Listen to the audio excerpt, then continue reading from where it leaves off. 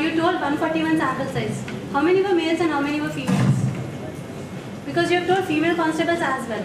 So how many were constables? How many were officers? Actually 107 were constables and 34 were sub-inspectors. And in 107 also, and in 107 also, mostly, I think 57 were male and... No, it's not about what you think. You told that female constables. So ma'am, it will be better if you please tell how many female constables were there. If you have done actually, I just tell you that I don't exactly remember. I mean, 107... You didn't put it there? Yeah. No ma'am, I didn't. I was just showing the difference between male and female. No, when you put the difference, that is what you have done it very nicely. You have put all SPSS and all. Yeah. So maybe you missed to mention. I missed to one more question. How did you manage to do those 40 questions in 141 people? It was self-report questionnaire that was given to all constables. But is it that how did you see that they have assembled actually... all the constables in a hall like this and gave self-report questionnaires to them. I explained them what is what and they take it. Okay, but that is good. In addition, there is one more thing. Did you explain them the questionnaire in advance? I explained the questionnaire to them. How many of you had gone? Because materials method you explained very nicely. Manpower you didn't explain much, so it's better you put some light on that as well. How many of you had gone? Because it cannot be done by a single person unless you are the head of the police and now they will never listen to you. Actually, my dad... Yeah. Her father being the DIG of police at Visakhapatnam. That is why she could manage. But this is an good opportunity study. to interact with him and get sorted out. So it was not a big deal. Next to that.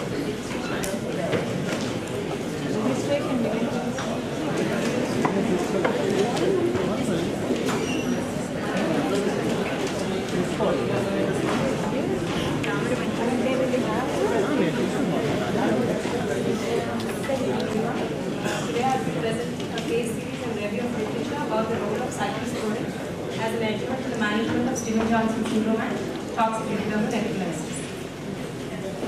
So as all of us know, Stevens-Johnson syndrome and toxic epidermal necrolysis, they are rare acute emergencies where there is extensive degradation of the skin and mucous membrane. It is rare because the incidence is around 0.4 to 1.6 per million.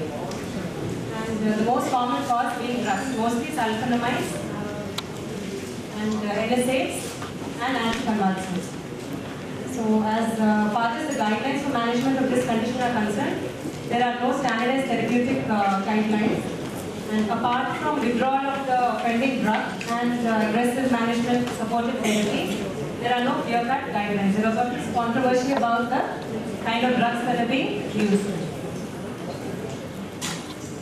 So we have various modalities, therapeutic modalities, corticosteroids, IV immunoglobulins, cyclosporin, infliximab and plasmapheresis.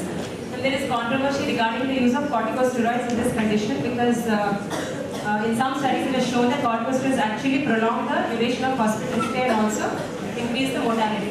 IV immunoglobulins play a major role and they show benefit, but it basically is an adjuvant to other modalities of treatment. Cyclosporin has shown promise and infliximab and plasmapheresis are also other therapeutic options. So coming to corticosteroids, long-term use of corticosteroids is controversial and the role of corticosteroids is best when used within 24 to 48 hours because prolonging the duration of corticosteroids actually prolongs the hospital stay. In some studies, the use of pulse or high-dose corticosteroids has been found beneficial, that is within 24 to 48 hours.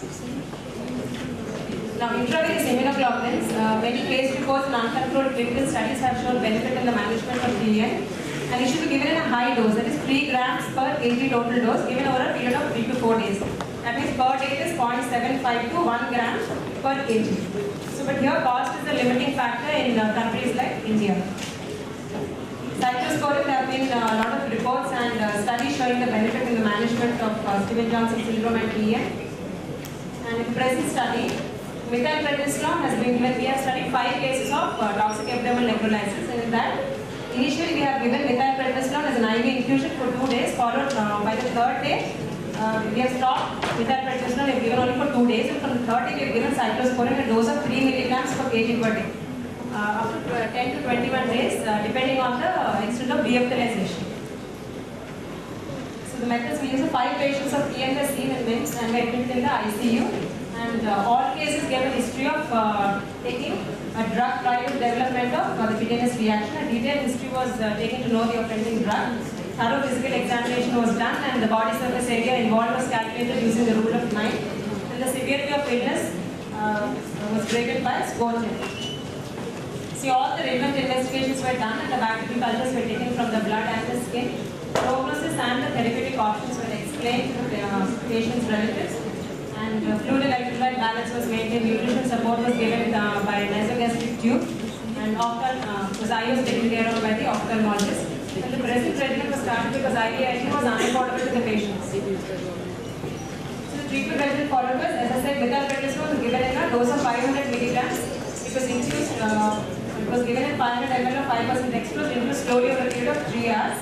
And from the third day onwards, oral cyclosporin a dose of 3 milligrams per kg was given from 10 to 21 days. IV antibiotics were also given and bacteric as dressing was used on diluted skin. And oral hygiene was maintained by saline and antiseptic mouthwashes. So these are the 5 cases. These are the 5 cases out of which 3 were females and 2 were males.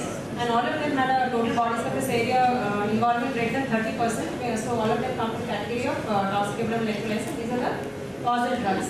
And the hospital stay were ranged between 12 to 20 days. None of them developed complication except one patient developed dry eye. So these are the pictures before and after treatment. This was a 58-year-old female. And this was at, after treatment, this was the picture at day 18. Another female patient and again at day 18. These are the 2 male patients. One was a 17-year-old boy and another one was a 14-year-old boy. So all patients recovered well and only one case, as I mentioned, just dry eye. And to conclude, initial high-dose pulse steroid followed by oral cyclosporin is safe and effective in the management of toxic abdominal electrolysis. But larger studies are required.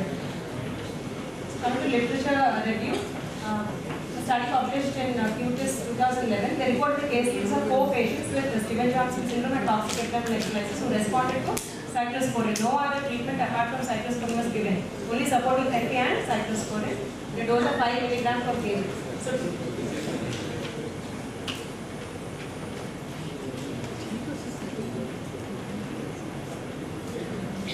So 2 of them had Stevens-Johnson syndrome and 2 toxic abdominal electrolysis. These were the drugs responsible. So cyclosporin downregulates the fast and fast ligase mediated apoptosis, which is responsible for the development of TEN. And it also reduces the pathogenic inflammatory cytokines in the amplification phase. So cyclosporin is an excellent choice in the management of uncomplicated cases of Stevens-Johnson syndrome and TEN. This is another study published in the IJCN.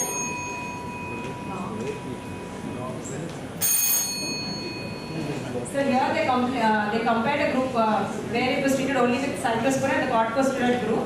There was significant difference between the cyclosporin and corticosteroid group. The mean duration was much less, duration of epithelialization and the mean hospital stay was much less in the cyclosporin group compared to the corticosteroid group.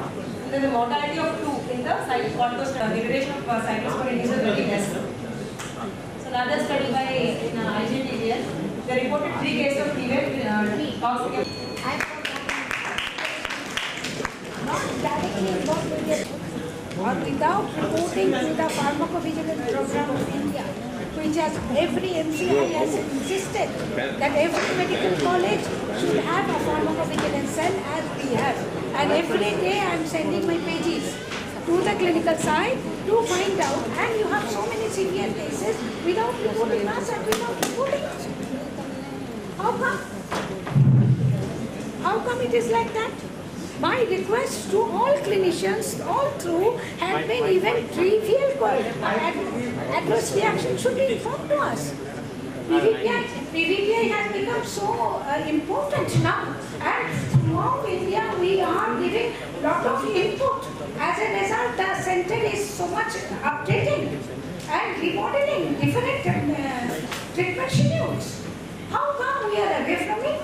And how come every year we are facing MCI without showing that we are not getting any adverse drug reaction by drugs? So this is one thing. I have very sorry to see this paper that it has come out as a paper without been noted that it's a pharmacovigilance problem. Thank you. Thank you.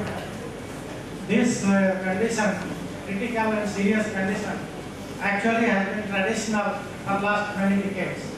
And role of antibiotics and supportive drugs cannot be questioned. About steroid, it is always controversial. Whether it can increase, the morbidity.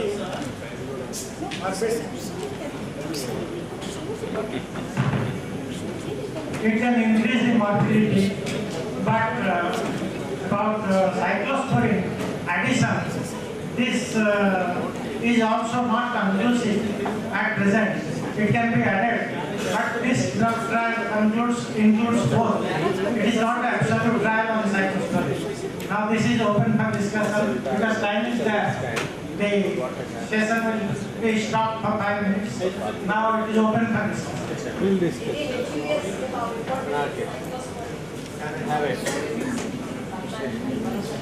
Mike, please. Pharmacovigilance that has been raised and raised very quickly.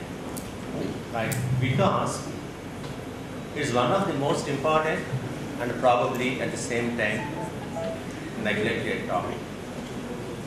Just I want to tell you one instance that has happened. When one of my colleagues, who after his completing his post-graduation, he went to Australia, was practicing as an ophthalmologist. And after a few years, when we were discussing about our common friend, I was told that his name, who is also an ophthalmologist, working in Australia, his name was struck off from the register and he was sent home to India because he was prescribing, at that time, the most commonly used antibiotic drug was chloromycin eye drops for congenital nasolacrimal duct obstruction. So the standard treatment was actual for that, as you are aware, most of you, just massage with antibiotic drops. We review once in about 2 months or 3 months. And for every case, he was prescribing chloromycin eye drops, in spite of the fact that there were 2 reports where the children who were prescribed antibiotic chloromycin eye drops for congenital anal obstruction developed aplastic anemia, bone marrow depression, and died. And it brought this man, just like me, I guess most of us, has not gone through the literature. He was not going through it, he was prescribing. And he was asked to explain why he was prescribing chloromycin eye drops, in spite of the fact that 2 children lost their lives. There are better methods and better safer antibiotics. What's the justification? He could not. His nerve was struck off and was sick. Right. So to make certain, now it's nothing but evidence-based medicine. That's what we are talking of. When we are talking of modern medicine, we have to have the inputs. So if you do not have it, so that's why what I say is, whenever we are making a presentation, let's be honest. Let's not try to cook them up. So if such a thing happens, it's your duty or whoever sees the patient, whether it happens to a drug that was prescribed here or it was prescribed elsewhere, the patient has come with a reaction and you know the source of the drug, it has to go to the notice of pharmacovigilance. I request everyone on behalf of ma'am and on behalf of ME cell that let's be more scientific, let's be more responsible and do these things. If I have hurt somebody, I'm sorry. It's not intended, but the intention is that everybody has to do their proper job. That's good for our society. Observation of Madam is very appropriate, and in context of the use of cyclosporine in this case. Now, coming to this particular paper, I request dermatologist Dr. Gopal to comment. Not like in fact, time is there. You have enough time. That's why he is You can asking. give your comment. Any steroid is beneficial. But what is important is both supportive therapy, antibiotics, they are required. But it is desperate trial because of high mortality and fatality of this disease condition, that more and more drugs should be tried, and the attempt of the department to try for newer drugs of cyclosporine is welcome, but with proper pharmacovigilance. We'll go to next paper. So probably we have to wait for a few more minutes till that cools down. Meanwhile, you use the certificate. Next paper. There is one thing that is too hot. It is too hot. Otherwise, no department will go on. That's why when we take this water.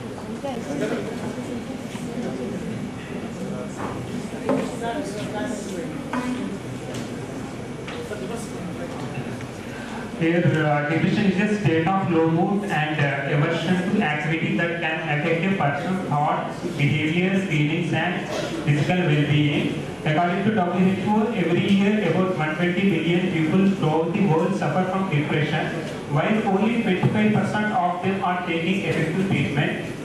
Suicide is the act of intentionally causing one's own death, which can be attributed to a mental disorder such as depression, bipolar disorder, schizophrenia, autism, alcoholism, and drug abuse.